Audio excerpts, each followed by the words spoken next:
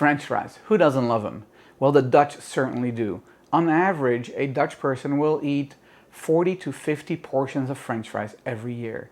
That is almost once a week. In Dutch, we have two different words for French fries, patat and friet. Those two words combined, patat friet, actually is the Belgian French word for French fries, and it means fried potatoes. There is a virtual border in the Netherlands. If you live above that border, you will say patat. You live below that border, you will say friet. So even though we're divided about what we call it, we all love it equally. There isn't really a region that eats more than the other. So today we're going to be making Dutch fries. They are double fried and crumbly and fluffy on the inside, crispy on the outside. Stick around until the end of the video and I will explain different variants and how you order them at a snack bar.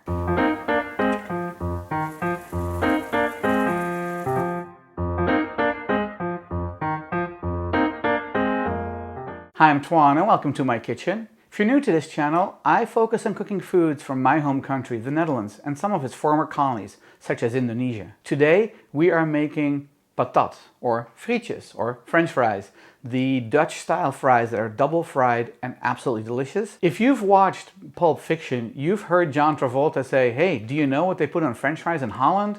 Mayonnaise." That is not completely true. If you go to a snack bar and you order a frietje met, which really means French fries with, we don't even finish the sentence because we all know what that means. That means French fries with something that looks like mayo but is actually Frietsaus or French fries sauce. And it is lower in fat than mayo, has a less tangy flavor, and overall I think is a little smoother than mayo. So it is something that we typically buy from the Dutch stores online in the United States, but someone asked me if I could make a recipe for making French fry sauce or Frietsaus, so we'll be doing that today as well. The good thing is that you don't need a lot of ingredients to make French fries. All you'll need are some high starch potatoes, such as russets or Idahos. We're using russets.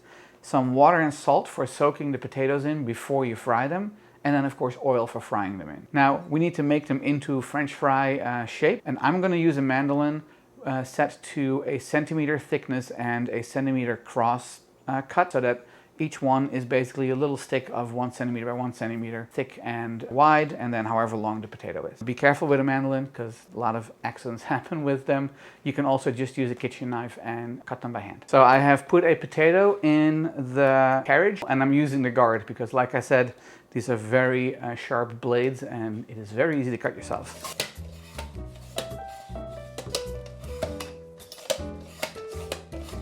Now that I'm done cutting them, I have filled a bowl with cold water.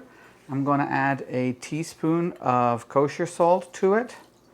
And we're going to soak our French fries in it, our potatoes in it, to actually get rid of the starch. And that sounds kind of weird because I said you should get high starch potatoes.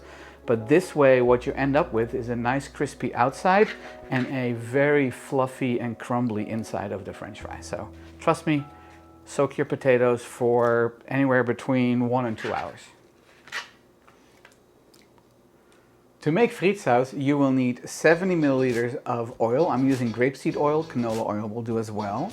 130 milliliters of water, 1 lemon, 1 egg yolk, 35 grams of sugar, 1 tablespoon of vinegar, 1 tablespoon of Dijon mustard, don't use yellow mustard, 1/4 teaspoon of salt, and a 1/2 teaspoon of xanthan gum. The xanthan gum is in there to thicken up the frietsaus because instead of using a whole cup of oil, which is what you would do in normal mayo, we're using a mixture of oil and water. And the water will thin it out quite a bit. The xanthan gum thickens it back up to the consistency of mayo.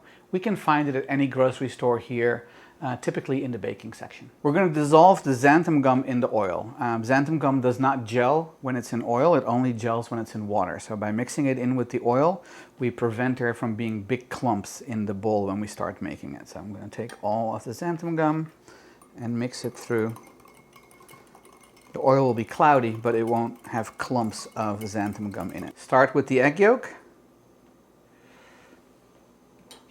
Add your mustard. Again, Dijon. Not because I'm fancy or anything, but it just tastes better in frietsaus. The vinegar. the lemon juice, the salt, and the sugar. And I like to just kind of stir that through a little bit without breaking the egg yolk, just a little bit to get it all incorporated before I start adding the water, the oil, and then the stick blender. So I'll be using a stick blender for this. I've tried it in a small food processor and I just didn't like how it came together. Had to keep scraping off the edges of the bowl and it was just not an ideal experience. So I'm keeping the egg yolk whole, and what I'm gonna end up doing is put the stick blender right over the egg yolk, turn it on, and then start going up and down very slowly until it's all emulsified. So next we are adding the water.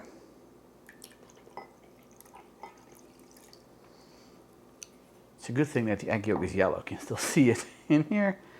We're going to add the oil with the xanthan gum in it. And now we go blend.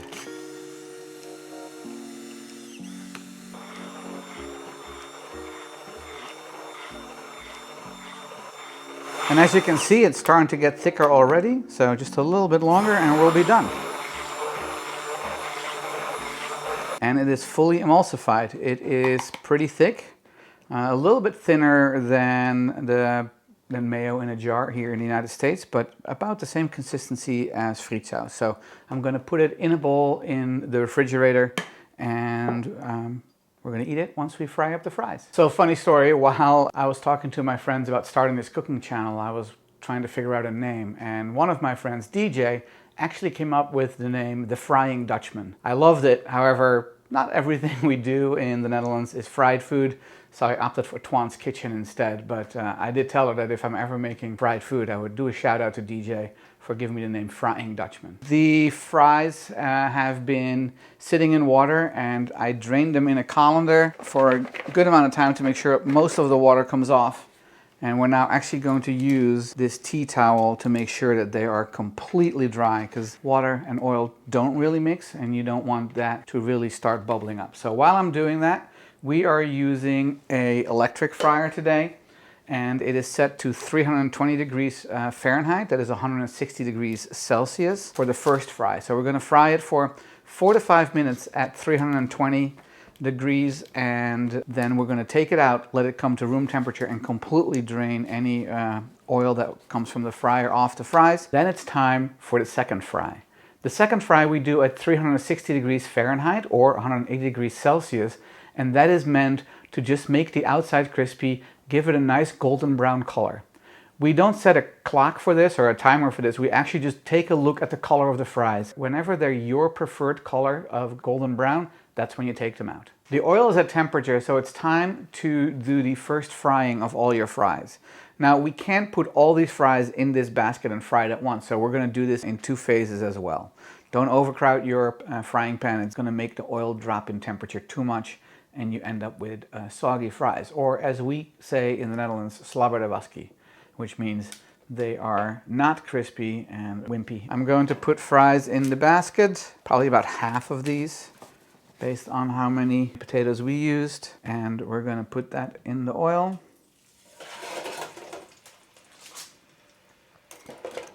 For 4 or 5 minutes, shake it from time to time to make sure they're not sticking to each other. While the first batch is frying, what I'm doing is I've lined my cookie sheet here with some paper towel, added an inverted rack on top, and when the timer goes off, I'm going to dump these out after I shake off all the oil on top of here to let them both cool and drain any oil out on the paper towel. I have a couple of layers of paper towel. Then we'll put the rest of the dried potatoes in there for that first fry. The timer just went off, so I am going to take these out of the oil. Just let them drain out a little bit. They don't look like good French fries yet. They're still pretty pale, but that's okay. That's what the second fry is for. I'm gonna dump these out over here. Come on, and now we're gonna add the remaining fries. One of the fries escaped the basket. Okay, the second batch is going into the oil. So the timer went off. I'm gonna dump them out as well, and then we will wait until these are room temperature before we fry them at the higher temperature. The French fries have completely cooled off from the first frying, so it's time to fry them a second time. So let's fill the basket up. While these are frying up, I'm going to get myself a plate with a little bit of Frietsaus on it so that I can taste them straight out of the fryer.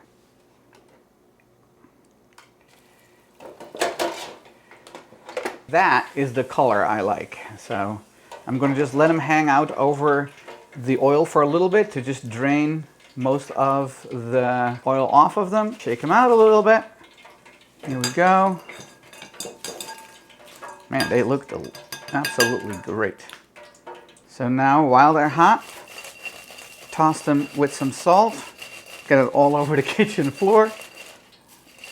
And I'm going to put some of them on the plate right now. So when you go to the Netherlands and you order these in a snack bar, especially when it's downtown and you're walking around, you either get them in a little white plastic container or you get them in a paper cone with the sauce right on top. And there's a little bit of a trick to make sure that when you get to the bottom of that little bag that you still have your Frietsaus left, and that is by trying to very gently pull the ones from the bottom to the top so you can dip in the sauce before you eat them. Now I'm going to eat one without any Frietsaus first because I just want to make sure that they taste good, and then we'll try the Frietsaus as well. Eet Smakelijk. Crispy on the outside, very crumbly, hot potato on the inside.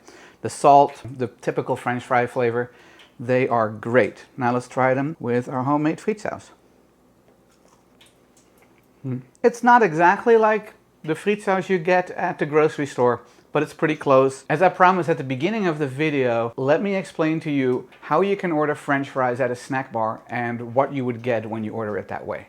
So the first one, of course, is een patatje or een frietje met, and that just means exactly what I have here. French fries with Frietsaus and nothing else. That's it. That's all you get. You can also order patatje speciaal or frietje speciaal. That literally means French fries special, and that will have Frietsaus, some curry ketchup, that is a mildly spicy ketchup, as well as some chopped raw onion. That is one of my favorites. There is another one that is called een patatje oorlog, and that literally means war fries, and that actually has Frietsaus, peanut sauce, like an Indonesian style peanut sauce, and either with or without some chopped raw onions. And then there is one variant that is rather peculiar in my mind. I've actually never had it.